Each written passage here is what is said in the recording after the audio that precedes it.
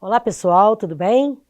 Meu nome é Edine Gomes, eu sou professora de Língua Portuguesa da Secretaria de Educação do Estado do Rio de Janeiro. Nesta videoaula, vamos reconhecer a finalidade dos textos injuntivos, bula de remédios, receita, manual e cheque. Identificar os elementos básicos na instrução e prescrição de ações. Identificar diferentes formas verbais utilizadas e os efeitos de sentido gerado. Distinguir o sentido denotativo do conotativo. Reconhecer o padrão de acentuação das palavras oxítonas, paroxítonas e proparoxítonas. Reconhecer e utilizar os adjuntos adverbiais na compreensão de instruções. Reconhecer e diferenciar numerais e artigos nos gêneros estudados. Elaborar escritura e reescritura de bulas, manuais e receitas. O texto injuntivo ou instrucional e o texto prescritivo possuem uma mesma finalidade, que é de instruir o leitor. Eles não só fornecem uma informação, como também orientam e guiam a conduta daquele que está lendo.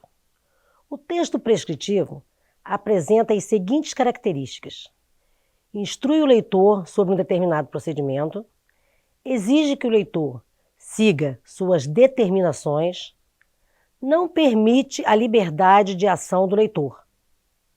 Emprega verbos no infinitivo, imperativo ou presente do indicativo, sempre indeterminando o sujeito.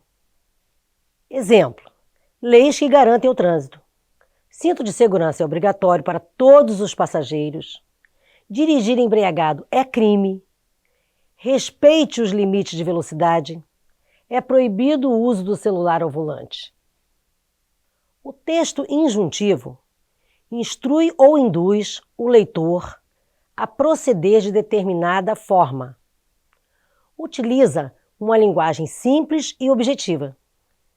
Permite a liberdade de ação do leitor. Emprega verbos no infinitivo, imperativo ou presente do indicativo, sempre indeterminando o sujeito. Exemplo: receita de bolo de fubá. 3 ovos inteiros, 2 xícaras de chá de açúcar, 2 xícaras de chá de fubá, 3 colheres de sopa de farinha de trigo, meio copo americano de óleo, 1 copo americano de leite, 1 colher de sopa de fermento em pó. São 3 as formas verbais: indicativo, subjuntivo e imperativo. O modo indicativo é utilizado para exprimir um acontecimento certo e real, através de seus tempos, passado, presente e futuro.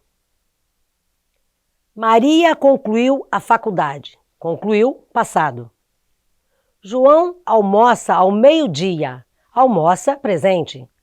Irei ao cinema amanhã. Irei, futuro.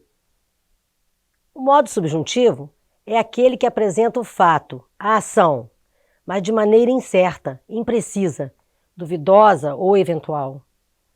Talvez ele chegue mais tarde. O modo imperativo é um modo verbal utilizado para exprimir uma atitude de ordem, conselho, convite ou solicitação. Venha e compre na melhor loja do bairro. Denotação e conotação.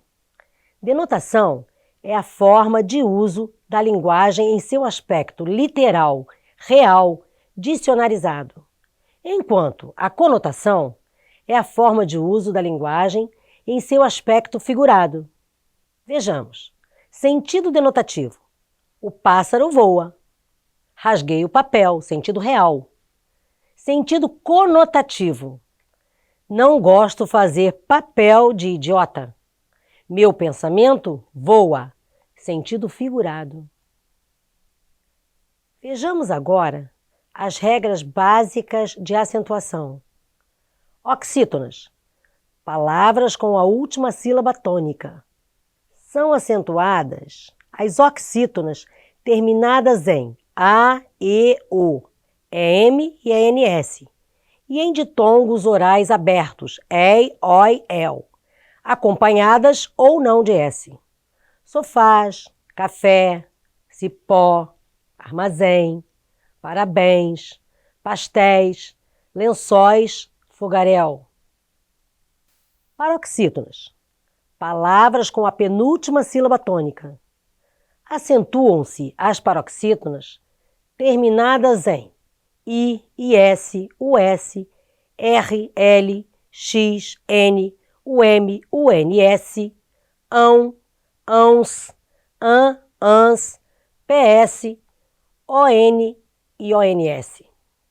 Exemplos: júri, júris, vírus, caráter, têxtil, tórax, fórum, fóruns, órgão, órgãos, ímã, ímãs, bíceps, próton, prótons, hífen. No entanto, a palavra hífens, no plural, não tem acento, porque as paroxítonas terminadas em ENS não são acentuadas. Proparoxítonas. Palavras com a antepenúltima sílaba tônica. Todas as proparoxítonas são acentuadas. Médico, câmara, hipótese, abóbora, bússola, dinâmica, informática, lâmpada. O adjunto adverbial é o termo da oração que indica circunstância de tempo, modo, lugar e etc. Os adjuntos adverbiais são fundamentais na construção do texto, pois esclarecem melhor as informações do fato expresso pelo verbo ou intensificam o sentido dele, de um adjetivo ou de um advérbio. Além disso, os adjuntos adverbiais podem receber destaque em determinado gênero textual, como acontece no passo a passo dos textos de instrução, indicando onde, quando e como se faz para executar uma determinada atividade, como, por exemplo, manual de montagem de um móvel. Numeral e artigo. Os numerais indicam quantidade ou ordem. Os numerais cardinais nomeiam um número de seres, 1, 2, 3. Os numerais ordinais indicam ordem dos seres, primeiro, segundo, terceiro. Os numerais multiplicativos indicam que são múltiplos de outros, dobro, triplo. Os numerais fracionários indicam a diminuição proporcional, meio, 1/3, 2/3. E o numeral coletivo indica conjunto de seres, dezena, dúzia, quinzena, cento. Artigos são palavras que vêm antes do substantivo, indicando seu número, singular e plural, e gênero, masculino e feminino. Podem ser classificados em definidos, o, a, os, as, que definem o substantivo. Indefinidos, uma, uns, umas, que indefinem o substantivo. A diferença entre o artigo e numeral uma é que o artigo indefine o substantivo e o numeral indica a quantidade do substantivo. Artigo. Em um dia claro, Maria resolveu sair. Não está fazendo a contagem de dias, está indefinindo o dia, um dia qualquer. Numeral. O atleta fez um gol. Contagem de gol. Então, caros estudantes, espero ter esclarecido os assuntos abordados e que vocês se sintam capazes para usar os conhecimentos adquiridos. Foi um prazer estar aqui. Espero que tenham gostado também.